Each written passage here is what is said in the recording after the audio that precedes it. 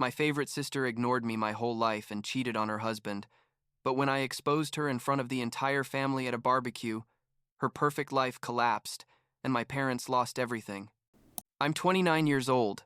I work in it, and I need to get this story off my chest because what happened basically destroyed my family. Or, well, what was left of it. I guess I should start at the beginning, when I was a kid and my sister Charlotte was, you know, the star of the family. I don't remember much from those early years, honestly, but what I do remember perfectly is the constant feeling of being invisible, like I was an extra in the movie of someone else's life. Charlotte is 4 years older than me, and for as long as I can remember, she was my parents' absolute favorite. And when I say favorite, I don't mean they loved her a little more or gave her more attention sometimes. I mean literally everything revolved around her. If Charlotte wanted to go to the movies, we went to the movies. If Charlotte needed money for her things, my parents gave her whatever. I could get the best grades in the world. I could win an award.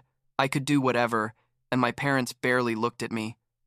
But Charlotte got a C on a test, and there was a family celebration. Like, let's go out to dinner because our princess did it. You know what it feels like to grow up like that? It's like being hungry all the time, but nobody notices you haven't eaten. I remember once, I must have been like 12 years old. I had worked for weeks on that project, staying up late researching and putting everything together, and when I finally won first place, I was super excited. I ran home with the diploma and medal, and my parents were in the living room with Charlotte watching I don't know what TV show she liked. I told them, "Hey, I won first place at the science fair," and my mom said something like, "Oh, that's nice, honey," and kept watching TV. Charlotte didn't even turn to look at me. I went up to my room and put the diploma in a drawer, and to this day, my parents never asked about it.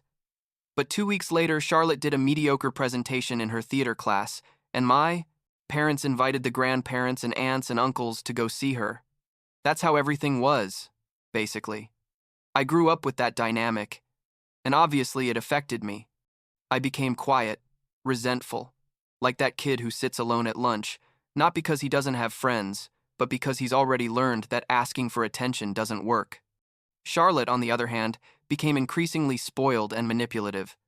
She learned that she could do whatever she wanted, and there would always be someone rescuing her. There would always be an excuse for her behavior. If she got bad grades, it was because the teachers didn't understand her. If she treated someone badly, it was because that person had provoked her first. If she spent all her money and asked for more, it was because she really needed it for something important. My parents raised her without consequences. You know what I mean? And that was obviously going to explode eventually.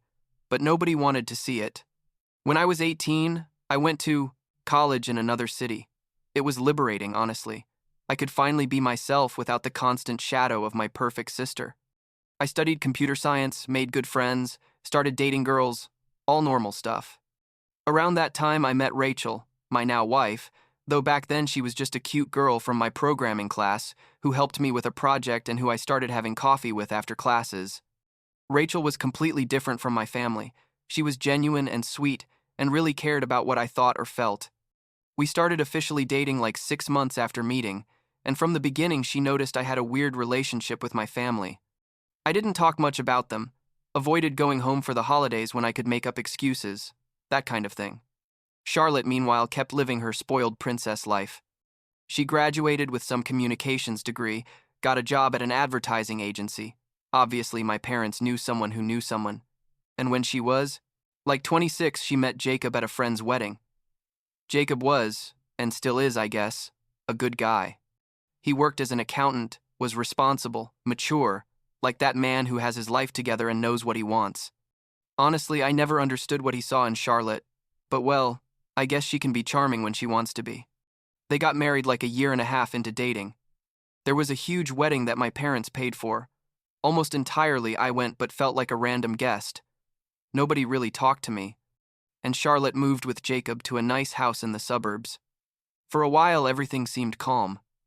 I had already graduated and was working in it, living with Rachel in a small but cozy apartment. I saw my family maybe 2 or 3 times a year, at Christmas and some birthday, and that seemed enough to me. Charlotte seemed happy with Jacob, or that's what she showed on social media with her perfect photos and posts about how lucky she was. But it turns out all that was a lie. Or well, part of it was a lie. What happened was that Charlotte started having an affair with a guy from her work. His name was Noah.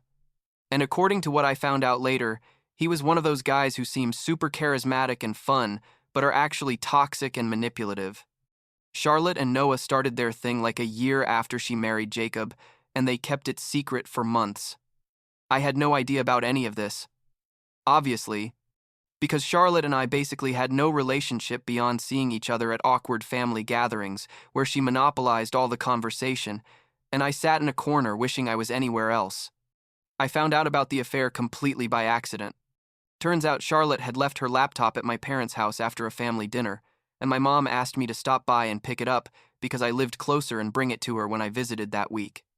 I grabbed the laptop, put it in my backpack, and when I got to my apartment, I put it on my desk so I wouldn't forget to take it to her. Rachel was using my laptop to watch a series, so without thinking much, I opened Charlotte's to look up a cooking recipe, like something super innocent.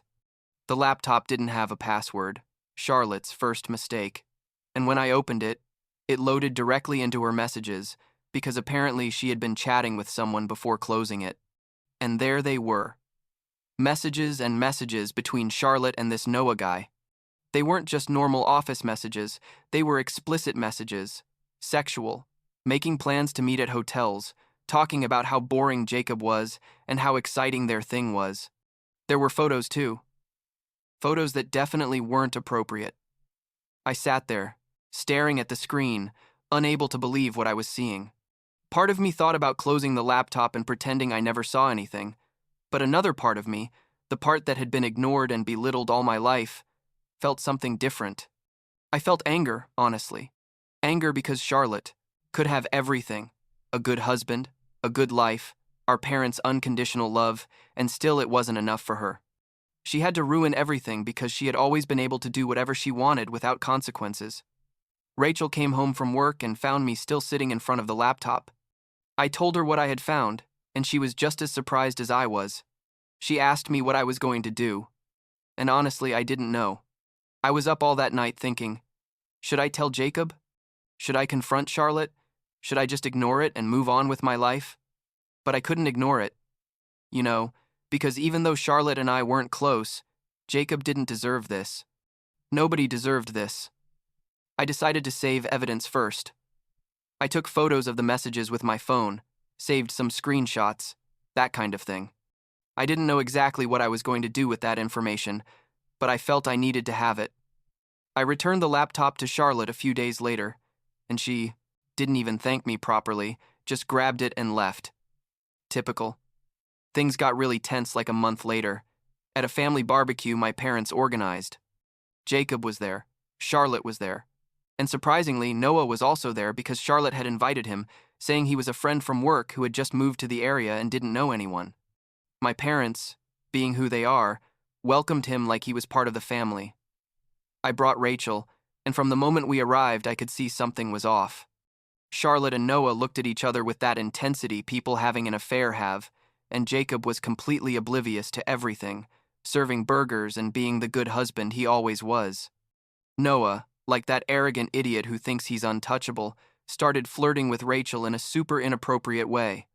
He said things like, "You're so pretty. Your boyfriend is very lucky. If I had a girlfriend like that, I'd never leave her alone." Basically things that made everyone uncomfortable except him and Charlotte, who laughed like it was the funniest thing in the world. Rachel was obviously super uncomfortable, and I was furious. I told Noah to stop, and he just looked at me with that condescending smile and said something like, "Relax, bro. I'm just being friendly." And that's when everything exploded. I don't know what happened to me exactly. If it was the accumulated anger from years of being ignored, or seeing how this guy felt entitled to make my girlfriend uncomfortable while sleeping with my married sister, but something in me broke. I took out my phone, opened the photos I had taken of the messages, and showed them in front of everyone. I told Jacob, "Your wife is cheating on you with this guy, and here's the proof." The silence that followed was deafening. Jacob took my phone and started looking at the photos, his face going from confusion to absolute horror. Charlotte turned pale and started screaming that I was a liar, that I had hacked her computer, that I was making everything up, because I had always been jealous of her. Noah tried to leave, but Jacob grabbed his arm and told him not to move. My parents stood there not knowing what to do, looking between Charlotte and me like they were watching a tennis match. Jacob kept looking at the photos, reading the messages out loud. There was one that said, "I can't wait for Jacob to go on his trip next week. We can have the house to ourselves all night." There was another that said, "I'm tired of playing the perfect wife. With you, I feel alive." They were devastating. Honestly. Jacob asked Charlotte if it was true, and she was still trying to deny it, but the evidence was too clear. She finally admitted, yes. She had been seeing Noah, but it was Jacob's fault for being boring and not paying enough attention to her. Noah, being the coward he was, tried to leave again, saying this wasn't his problem, that Charlotte had told him her marriage was over anyway. Jacob confronted him. There was a moment where I thought there was going to be a physical fight, but my parents intervened. They told both of them to leave, that they needed to talk to Charlotte alone. I grabbed Rachel and we left too, because I had already done what I needed to do. I thought my parents would finally see who Charlotte really was. I thought for once in their lives they would give her consequences for her actions, but I was completely wrong. What happened in the following days was that Charlotte told my parents her version of the story, a version where she was the victim, where Jacob didn't appreciate her, where I had maliciously invaded her privacy because I had always been jealous of her, where Noah had manipulated and taken advantage of her vulnerability. And my parents, being who they are, believed everything. They called me like 3 days after the barbecue and told me I had to apologize to Charlotte, that what I had done was unforgivable, that I had publicly humiliated my sister, that I had destroyed her marriage, that I was a horrible brother. I told them Charlotte had destroyed her own marriage by having an affair, that I had only exposed the truth, that Jacob deserved to know. But they didn't want to listen to me. My dad told me I had a week to apologize to Charlotte or they would consider me out of the family. That simple, that brutal. I didn't apologize. Obviously. Why should I apologize for telling the truth? Rachel supported me completely, told me I had done the right thing, that my family was toxic and maybe it was better to keep my distance. The week passed, and my parents followed through on their threat. They called me and told me I was no longer welcome in their house, that they didn't want to know anything about me, that I had chosen to hurt Charlotte and now I would have to live with the consequences. I told them it was fine, that if they chose a lying and manipulative daughter over a son who only told the truth, then I didn't need to be in their lives anyway. I hung up the phone and started crying. Rachel hugged me and we stayed like that for hours. The following months were weird. Jacob divorced Charlotte quickly. And according to what I heard from mutual friends, Charlotte lost her job at the agency because apparently Noah also worked there, and the whole situation created an internal scandal. Noah disappeared from her life eventually, as expected because guys like that never stay when things get difficult.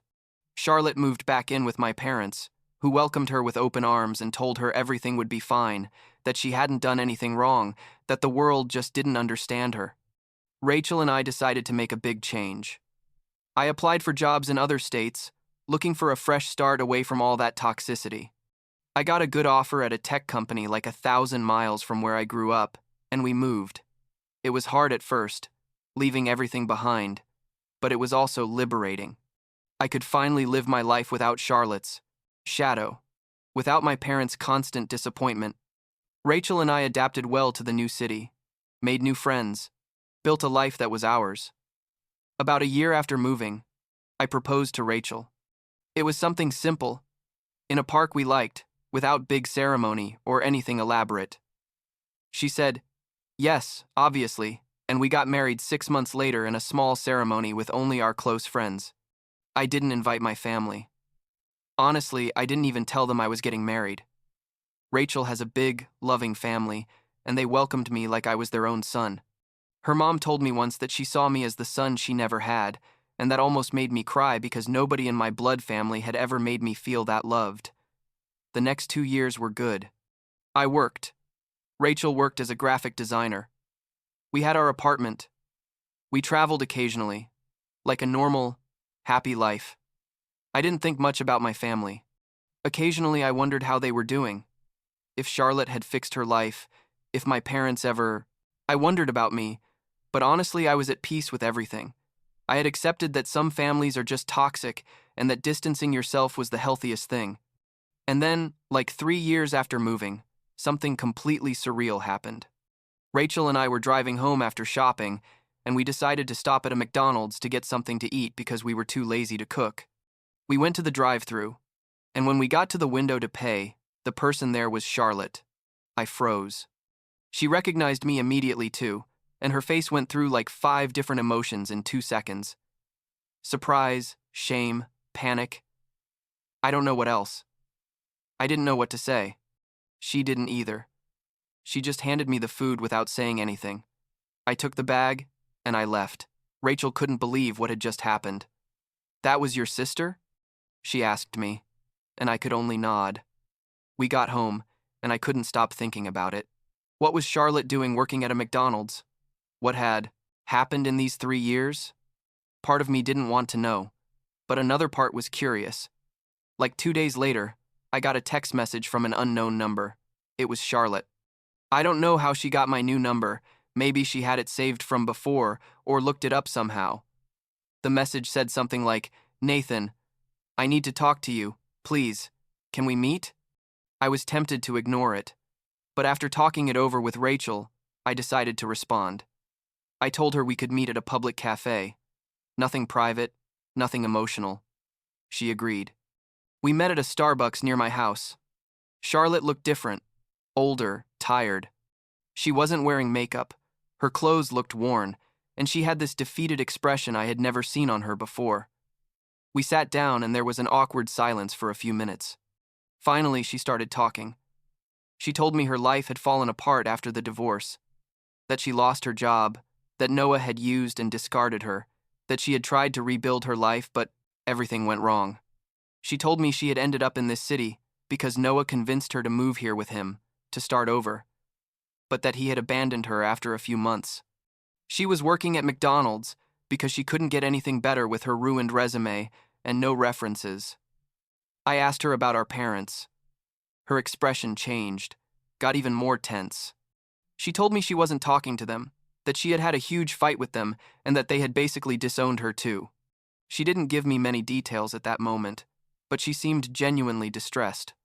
She told me she needed help, that she had nobody else, that she knew she didn't deserve my help after everything, but to please consider it.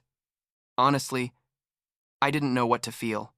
Part of me felt vindictive satisfaction, like finally life gave you the consequences our parents never gave you.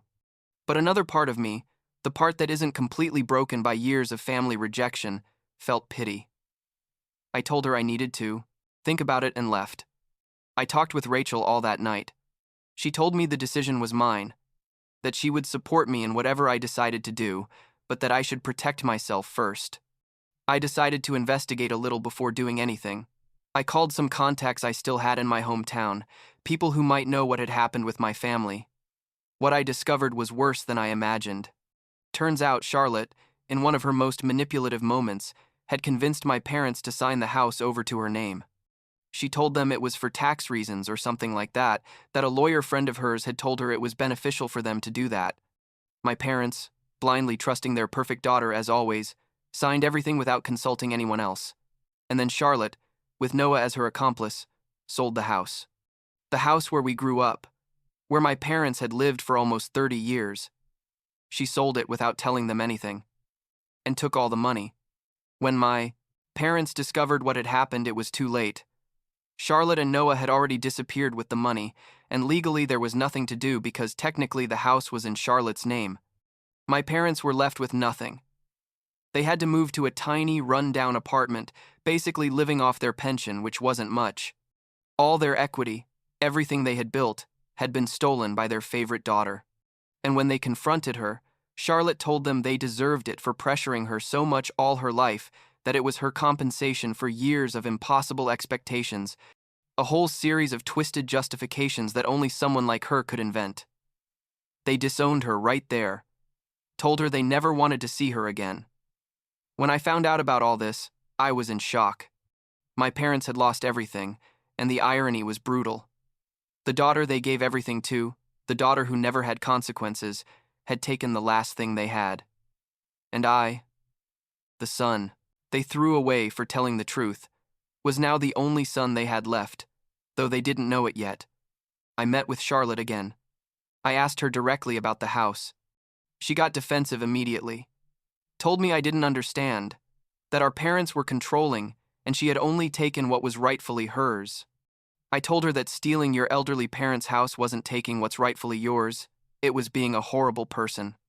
She started crying and told me Noah had pressured her, that it had been his idea, that she had only gone along because she was under his influence. There might have been some truth to that. Noah was clearly manipulative, but that didn't absolve her of responsibility. I told her I wasn't going to give her money, that I wasn't going to rescue her like my parents always did, but that I could help her in other ways. I gave her information about shelters for women in abusive situations, because clearly her relationship with Noah had been toxic. I gave her numbers for social assistance resources. I suggested she look for therapy. Basically, I gave her tools to help herself, but I wasn't going to be her safety net. As for my parents, that was more complicated. Technically, they had disowned me, thrown me out of their lives for defending the truth. Did I owe them anything? Rationally, no.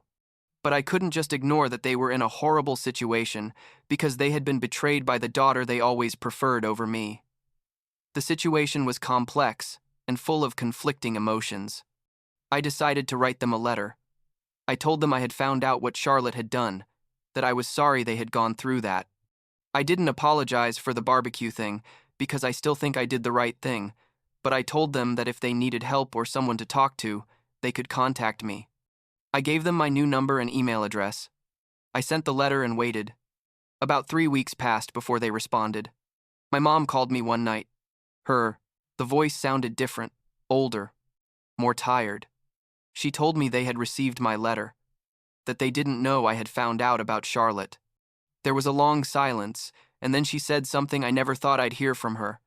I'm sorry. She said they regretted how they had treated me all my life, that they regretted not seeing Charlotte for what she really was, that they regretted disowning me when I was just trying to protect Jacob. It was weird hearing those apologies. Part of me had wanted them all my life, but now that I had them, I didn't know what to do with them. Did this make up for decades of rejection and favoritism? Not really. Did it change who they had been as parents? Not either. But it was something, I guess. I told them I accepted their apology, but that we needed time, that I couldn't just go back to having a relationship like nothing had happened. They understood, or said they understood. I asked them how they were doing financially, and my dad admitted they were, barely surviving on their pension, that the apartment where they lived was horrible, but it was what they could afford. I talked with Rachel, and we decided to help them a little. Not much. We weren't going to completely rescue them because, honestly, we didn't have the resources for that, and also they needed to learn to live with consequences, too.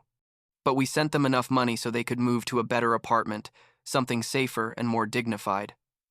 It wasn't charity. I told them it was basic family help, and there were conditions.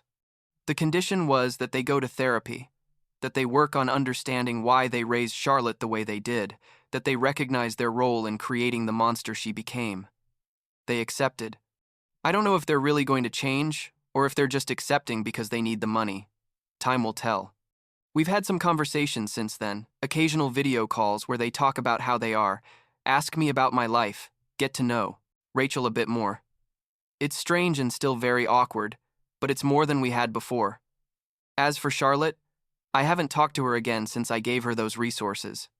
I heard through the grapevine that she's still in the city, that she got a slightly better job at a clothing store, that she finally left Noah. I don't know if that's true, and honestly, I don't care much. I set my boundaries clear with her. Let her know there wasn't going to be a reconciliation, that she had burned all her bridges with me the day she stole from our parents. I told her I hope she finds help and improves her life, but that's not going to be with me. Last week, my parents called me to tell me they're thinking about moving closer to where I live, not to the same city, but to a nearby city. They want to try to have more contact. They want to get to know Rachel better. Basically, they want to try to be part of my life. I don't know how I feel about it yet. Part of me wants to give them that chance.